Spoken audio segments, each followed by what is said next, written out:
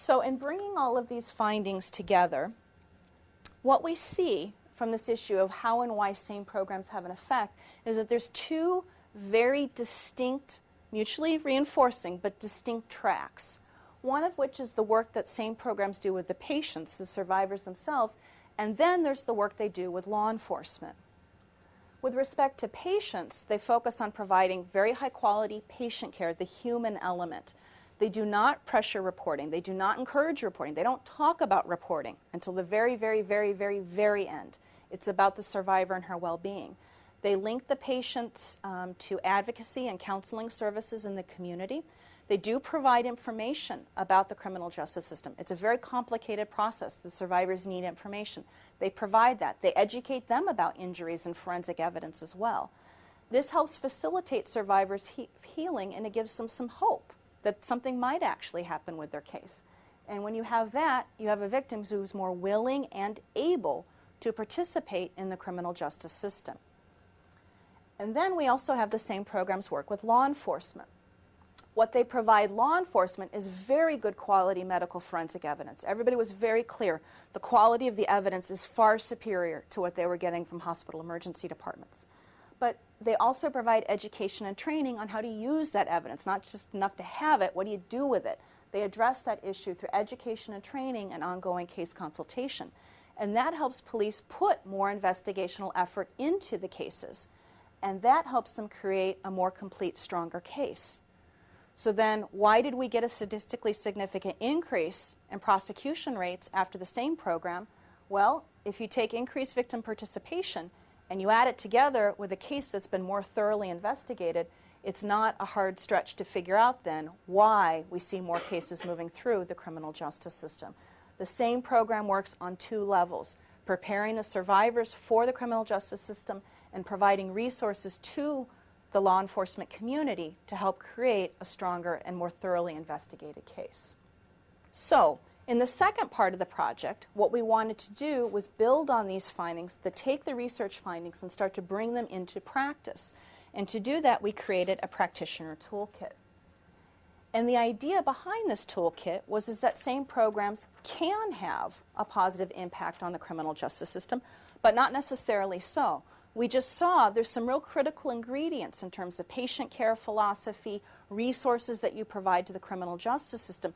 Those things need to be in place for you to see a positive impact occurring.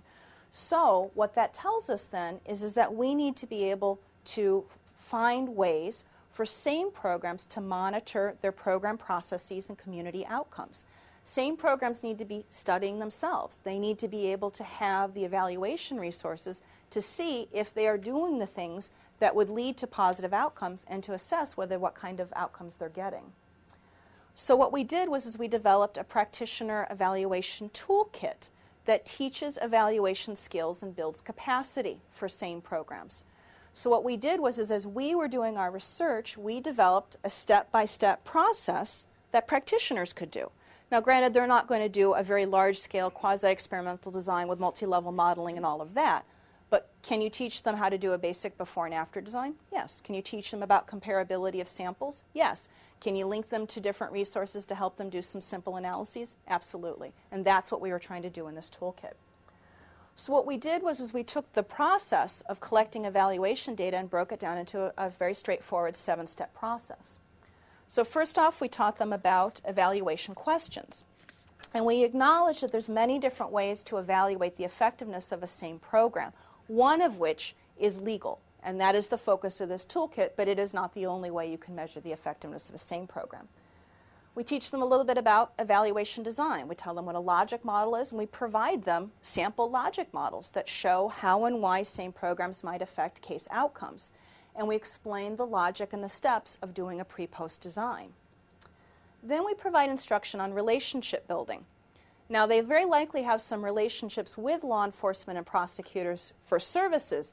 It's a very different kind of relationship when you're asking for access to their records. So it's a very different kind of relationship building for evaluation, and we provide some guidance on that process.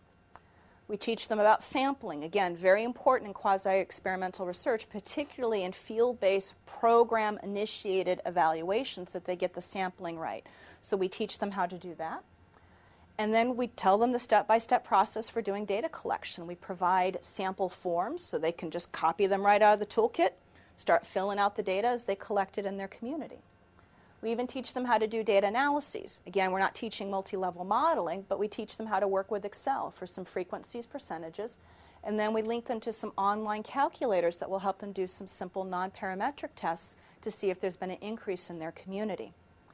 And then finally, this toolkit has a very strong emphasis on utilization. So using the data to create change in their communities.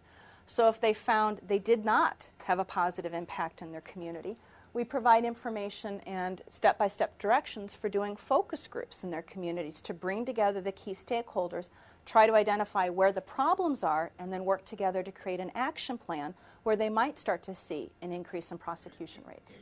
And for those that did find positive effects, we provide information resources on ways of sustaining those positive changes in their community.